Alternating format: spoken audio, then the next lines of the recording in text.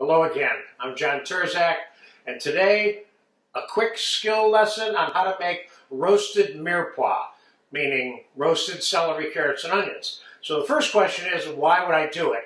My immediate answer would be to give the mirepoix a roasted kind of flavor, because in this particular case, the reason you would do this is to serve the mirepoix as some kind of vegetable or part of some dish that you want to impart a different kind of flavor to in terms of, quote, roasted versus plain or sauteed. Because roasted has a slightly different flavor than sauteed does also.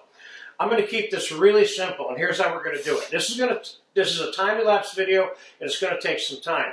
In my particular case, I'm using this roasted mirepoix right here, part of it in a roast chicken pot pie for another video, and I'm also using it as a finely cut vegetable to serve with some roast meat. So those are a couple of uses for it right off the top of my head.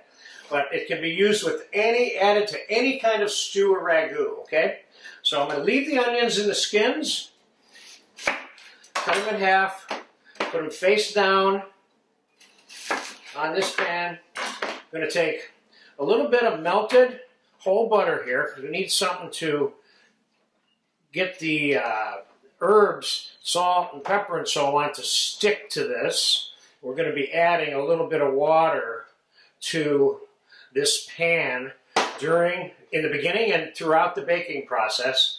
And there's 3 stages here. Celery is going to be done first. We're going to have to take it out. Continue to let the carrots cook. Then the carrots are going to be done before the onions are. The onions are the last ones to cook in this particular scenario. We're going to start with some salt and pepper.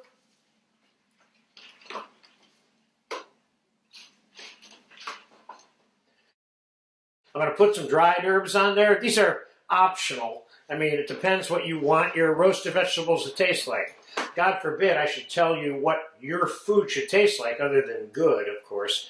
But any way you make this, roasted plain with salt and pepper, or adding what I'm doing now, for example, they're going to be good. And they will take on a different, so I ended up with a little bit of thyme, oregano, dried basil, and a pinch of rosemary. Okay, no big deal. Now I'm going to take a little bit of water, put it on the pan.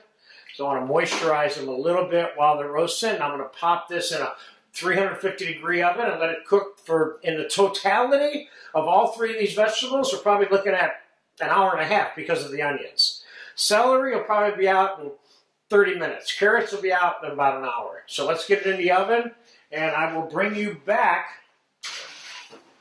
to this process as it proceeds. And so I'll see you in about 30 minutes when the celery's done.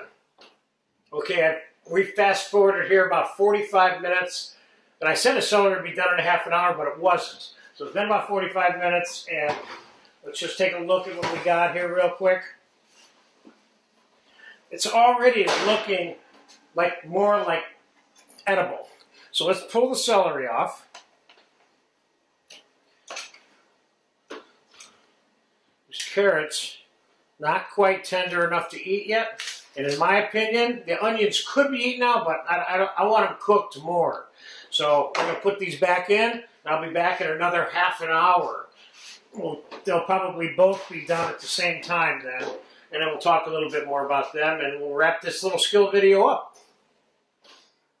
The vegetables have been roasting for 2 hours. I took the celery out, as you saw, and now I shut this oven off a little bit ago so I could handle these a little bit. But here we have roasted carrots. They got a little brown on them, and that's good.